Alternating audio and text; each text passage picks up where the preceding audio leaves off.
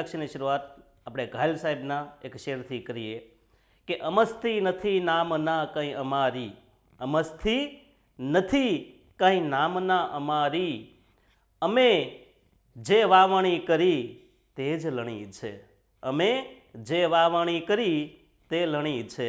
બરાબર. વાત એ છે કે ભાઈ નામના કીર્તિ આ વસ્તુ નથી મળતું, આપણે જે વાવીએ છીએ ને એ જ આપણે લણવાનું હોય છે. એટલે જેવી મહેનત કરશો બરાબર છે એવા તમને ફળ મળશે. સખત પરિશ્રમનો બીજો કોઈ વિકલ્પ નથી. રાતને દિવસ એ કરી દો, સફળતા તમારા કદમોમાં હશે. બરાબર. યાદ રાખજો, આજે તમારો યુવાનીનો સમય છે, અત્યારે જાગી લેજો તો તમારે બુઢાપામાં, ઘડપણમાં, વૃદ્ધાવસ્થામાં ઢસડા કરવા પડશે નહીં. કારણ કે તમે યુવાનીમાં લડી લીધું છે. એટલે ઉઠો જાગો અને ધ્યેય પ્રાપ્તિ સુધી મંડ્યા રહો. આજના આપણે આ લેક્ચરની શરૂઆત કરતાં આપણે અગત્યનો ટોપિક ભણવાનો છે તત્વજ્ઞાનની અંદર, ધોરણ 12 આર્ટ્સ. જો કે 11 આર્ટ્સવાળાને કામનો છે. બરાબર. એમાં પણ આ ટોપિક આવે છે. ટોપિકનું નામ છે નિરુપાધિક વિધાનમાં આવતા પદ અને તેના પ્રકારો.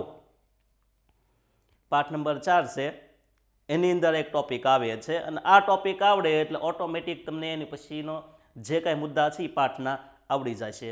બરાબર. એટલે શરૂઆત આપણે બહુ સહેલા, આમ તો અઘરા ન સમજાય તો બહુ અઘરું પડશે, પણ બહુ સહેલા આપણે આ મુદ્દાથી શરૂઆત કરીએ છીએ. ધ્યાનથી જોજો. તત્વજ્ઞાન વિષય એવો છે ભાઈ કે તમારે ઘણી વખત પ્રેક્ટિસ માગી લે, પ્રેક્ટિસ કરવી પડશે. બુક લઈને બેસવાનું. હો, બહુ ડાયા છો તમે તો, તમને કહેવું જ ન પડે. એટલે નિરુપાધિક વિધાનમાં આવતા પદ અને તેના પ્રકાર. તો પહેલા તો વિધાન કોને કહેવાય? વોટ ઇઝ વિધાન? તો કે કશાક વિશે કશીક જે માહિતી આપતું કથન હોય એને શું કહેવાય? વિધાન કહેવાય. તો નિરુપાધિક કોને કહેવાય? તો કે કશાક વિશે કશીક બિનશરતી માહિતી આપતું કથન એને શું કહેવાય? નિરુપાધિક વિધાન કહેવાય છે. બરાબર. દાખલા તરીકે સર્વ માણસ જ્ઞાની છે. એ કે સાહેબ તમને કેમ ખબર? આપણે વિધાન લખ્યું છે ભાઈ, સર્વ માણસ જ્ઞાની છે. તો અહીંયા કશાક વિશે કશીક માહિતી આપી છે. કશાક એટલે માણસો, એના વિશે કંઈક માહિતી આપી છે. એટલે કશાક વિશે કશીક માહિતી આપી એને શું કહેશું? વિધાન કહેશું. અને કોઈ શરત નથી એટલા માટે નિરુપાધિક વિધાન છે. બરાબર છે. યાદ રાખજો. હવે આ જે વિધાન છે, નિરુપાધિક વિધાન છે, બરાબર, આની અંદર પદ છે અને એના પાછા પ્રકાર પણ છે, અને પાછા વિધાનના પ્રકાર છે. એ આપણે આ લેક્ચરની અંદર ભણવાના છે. થોડીક વાર લાગશે પણ પૂરું આપણે સમજવાનું છે, કારણ કે આના આધારિત તમારે આખો પાઠ છે નંબર 4. ઓકે. આખો ચોથો પાઠ સમજવો હોય તો તમારે આ માહિતી અનિવાર્યપણે સમજવી પડશે. વિધાન છે સર્વ માણસ જ્ઞાની છે, પણ નિરુપાધિક આપણે સંવિધાન લખીએ તો નિરુપાધિક સંવિધાનમાં આવા 3 વિધાન હોય. આ પહેલું વિધાન છે, અહીંયા બીજું અને અહીં ત્રીજું. સર્વ માણસ જ્ઞાની છે, સર્વજ્ઞાની ચતુર છે, તેથી સર્વ ચતુર માણસ છે.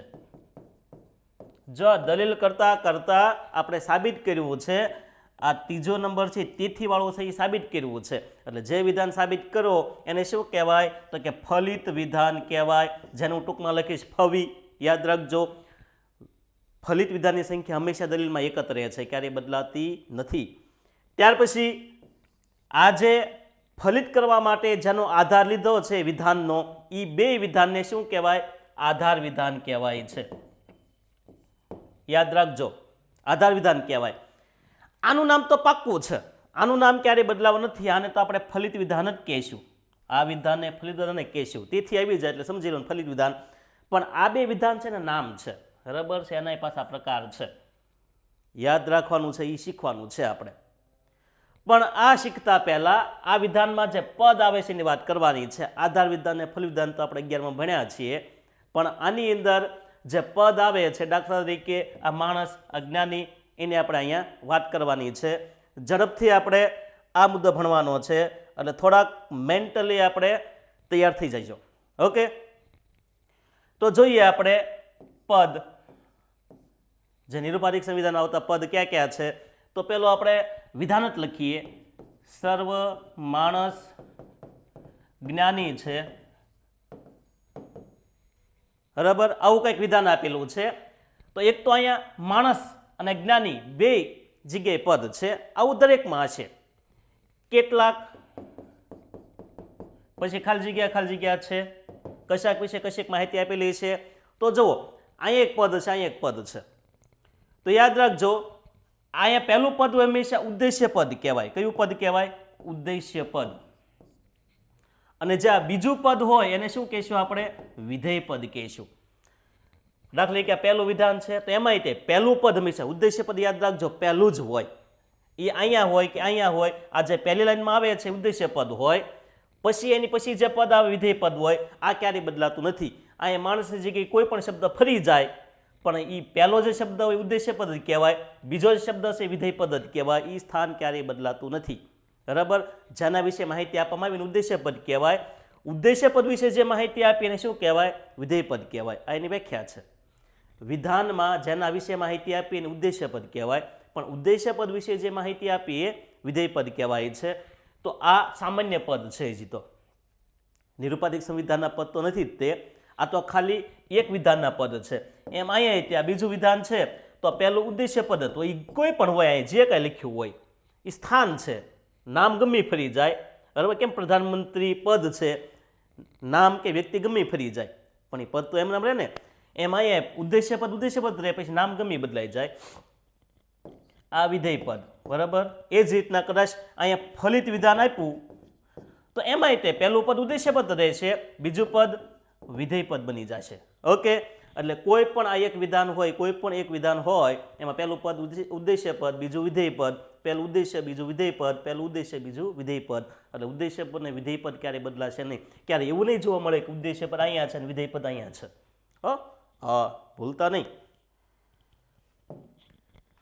હવે જોઈએ કે નિરુપાધિક સંવિધાન, એની અંદર પદ આવે છે, બરાબર. તો એના વિશે આપણે વાત કરવાની છે. નિરુપાધિક સંવિધાન કશાક વિશે કશીક બિનશરતી માહિતી આપી દે, નિરુપાધિક સંવિધાન કહેવાય છે. અને એ સંવિધાન હોય કેવું? તો કે એ સંવિધાન આવું હોય છે, બરાબર. 3 વિધાન આપેલા હોય છે. હવે આની અંદર જો અહીંયા છે, અહીંયા છે, અહીંયા પણ છે પદ, અહીંયા પણ પદ છે, અહીંયા પદ છે, અહીંયા પણ પદ છે. આ ઉદ્દેશ્ય પદ છે, આ વિધેય પદ છે, આ ઉદ્દેશ્ય પદ છે, આ વિધેય પદ છે, આ ઉદ્દેશ્ય પદ, આ વિધેય પદ. પણ નિરુપાધિક સંવિધાન એવું કહે છે, નિરુપાધિક સંવિધાન એવું કહે છે કે આની અંદર 3 પદ છે. કેટલા પદ છે? 3 પદ છે.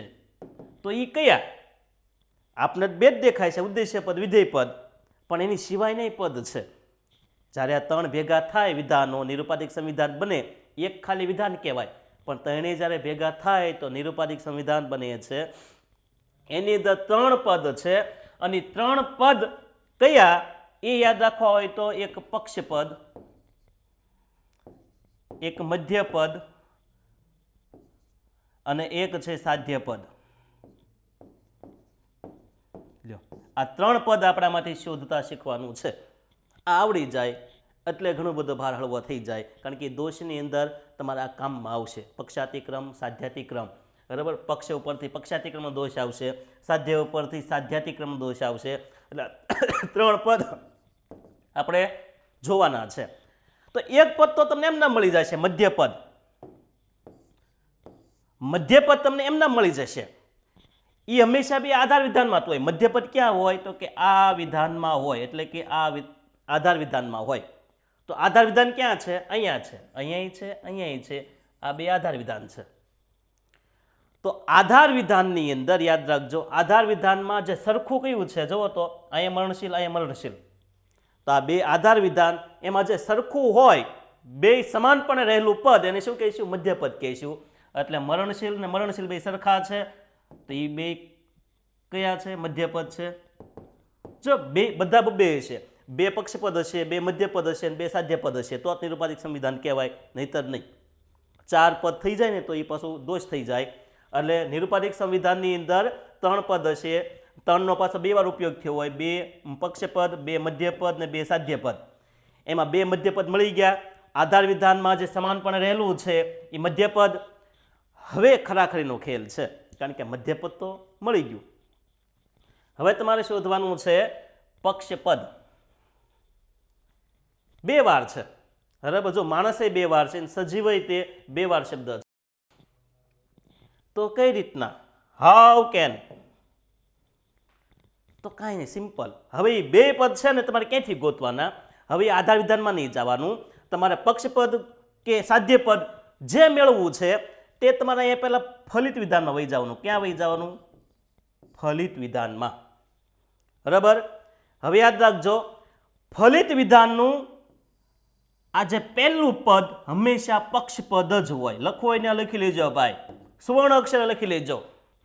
સ્વર્ણ અક્ષરે લખશે કવિઓ યશગાથા ગુજરાતની. સ્વર્ણ અક્ષરે લખી લો ભાઈ કે ફલિત વિધાનનું આ જે પહેલું પદ ઉદ્દેશ્ય પદ કહેવાય ને, એટલે ફલિત વિધાનનું આ ઉદ્દેશ્ય પદ, અથવા એમનો યાદ રાખવો હોય તો ફલિત વિધાનનું આ જે પહેલું પદ એ પક્ષપદ જ હોય.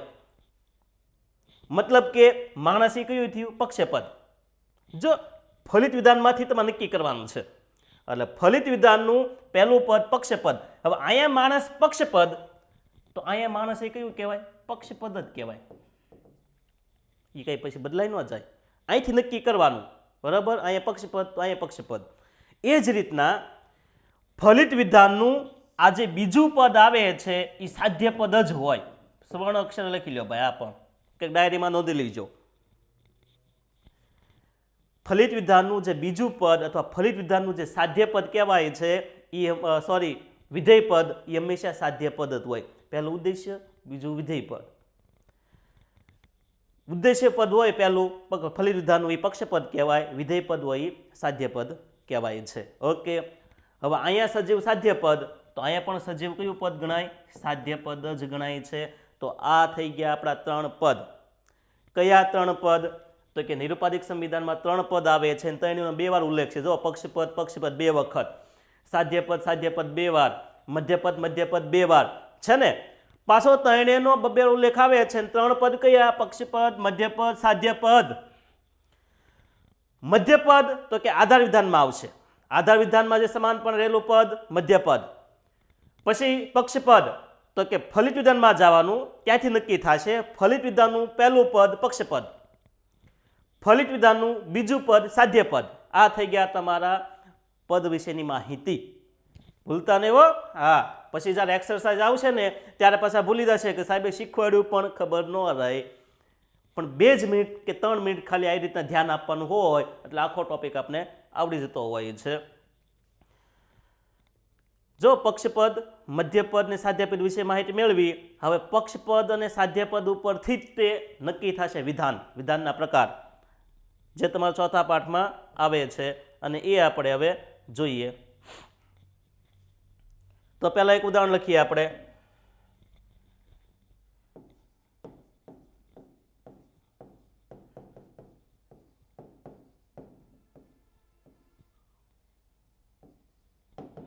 સર્વ વકીલ વાચાળ છે. વાચાળ એટલે બોલકા.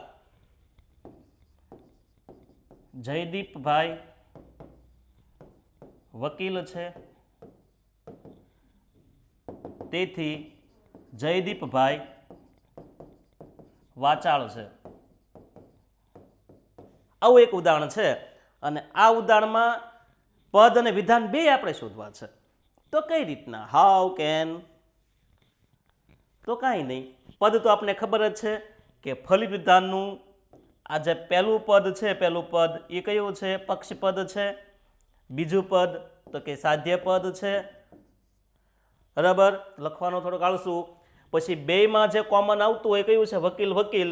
તો આ વકીલ અને આ વકીલ એ 2 કયા પદ? તો કે મધ્યપદ ગણાય. ઓકે, 3 પદ તો મળી ગયા. 3 2 વાર ઉલ્લેખ છે ને. જો અહીંયા વકીલ, અહીંયા વકીલ 2 વખત. અહીંયા પક્ષપદ જયદીપભાઈ, અહીંયા પક્ષપદ જયદીપભાઈ 2 વાર. અહીંયા વાચાળ અને અહીંયા પણ વાચાળ, એટલે 2 વાર તમે જોઈ શકો છો. હવે વાત એ છે કે આની અંદર વિધાન આપેલા છે એના પ્રકાર. આ તો ખાલી પદ છે. વિધાનના પ્રકાર તો કે વિધાનના 3 પ્રકાર છે. કેટલા પ્રકાર છે? નિરુપાધિક સંવિધાનની અંદર વિધાનના 3 પ્રકાર છે.